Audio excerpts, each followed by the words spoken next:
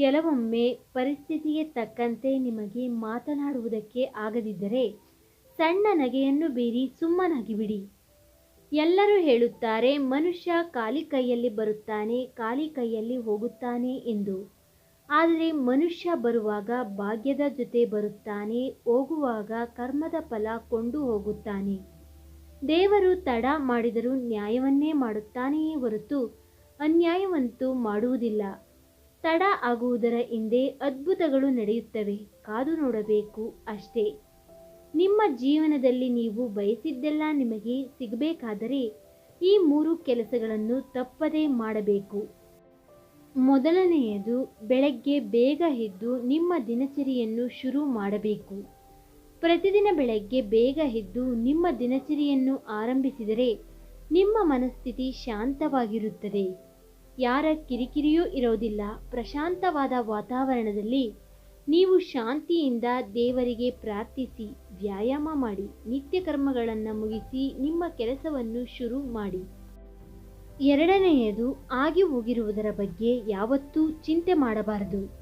ಪ್ರತಿಯೊಬ್ಬರ ಜೀವನದಲ್ಲೂ ಕೆಲವು ಘಟನೆಗಳು ನಡೆದು ಹೋಗಿರುತ್ತವೆ. ಅದರಿಂದ ಕೆಲವು ಕಷ್ಟ ಕೂಡ ಆಗಿರುತ್ತದೆ. ಆದರೆ ಅದು ಮುಂದಿನ ಒಳ್ಳೆಯದಕ್ಕೆ ಆಗಿರುತ್ತದೆ ಎನ್ನುವುದನ್ನು ಮರೆಯಬಾರದು. ಆಗಿ ಹೋಗಿರುವುದರ ಬಗ್ಗೆ ಯೋಚನೆ ಮಾಡುವುದನ್ನು ಬಿಟ್ಟು ಮುಂದೆ ಆಗುವ ಕೆಲಸಗಳ ಬಗ್ಗೆ ಹೆಚ್ಚು ಗಮನ ಕೇಂದ್ರೀಕೃತ ಮಾಡಬೇಕು. ಮೂರನೆಯದು, ನಿಮ್ಮ ರಹಸ್ಯಗಳನ್ನು ಯಾರಿಗೂ ಹೇಳಬಾರದು. ನಿಮ್ಮ ರಹಸ್ಯಗಳನ್ನು ಬೇರೆಯವರ ಹತ್ತಿರ ಹೇಳಿಕೊಂಡು ಸಹಾಯಕ್ಕಾಗಿ ಯಾರ ಹತ್ತಿರವೂ ಕೈ ಚಾಚಬೇಡಿ. ಯಾಕೆಂದರೆ ಈ ಸಮಾಜದಲ್ಲಿ ನಿಮ್ಮ ಸಹಾಯಕ್ಕೆ ಯಾರೂ ಬರುವುದಿಲ್ಲ. ಬದಲಾಗಿ ನಿನ್ನ ಕಾಲು ಎಳೆಯುವ ಜನರೇ ತುಂಬಿರುವ ಈ ಪ್ರಪಂಚದಲ್ಲಿ ನಿನ್ನ ಆಸೆಗಳನ್ನು ಅವರ ಉಪಯೋಗಕ್ಕಾಗಿ ಲಾಭ ಮಾಡಿಕೊಳ್ಳುತ್ತಾರೆ. ಅದರಿಂದ ಯಾರ ಹತ್ತಿರವೂ ನಿಮ್ಮ ರಹಸ್ಯಗಳನ್ನು ಹೇಳಬೇಡಿ. ಯಾರು ಯಾರನ್ನು ಉದ್ಧಾರ ಮಾಡೋದಕ್ಕೂ ಆಗಲ್ಲ, ಯಾರು ಯಾರನ್ನು ಹಾಳು ಮಾಡುವುದಕ್ಕೂ ಆಗುವುದಿಲ್ಲ. ಅವರವರ ಯೋಚನೆ ಅವರ ಉದ್ಧಾರಕ್ಕೆ ಹಾಗೂ ಹಾಳಾಗುವುದಕ್ಕೆ ಮೂಲ ಕಾರಣವಾಗಿರುತ್ತದೆ. ಈ ಜೀವನ ಇರುವುದೇ 2 ದಿನ. ಒಂದು ನಿನ್ನ ಪರವಾದ ದಿನ, ಮತ್ತೊಂದು ನಿನ್ನ ವಿರುದ್ಧವಾದ ದಿನ.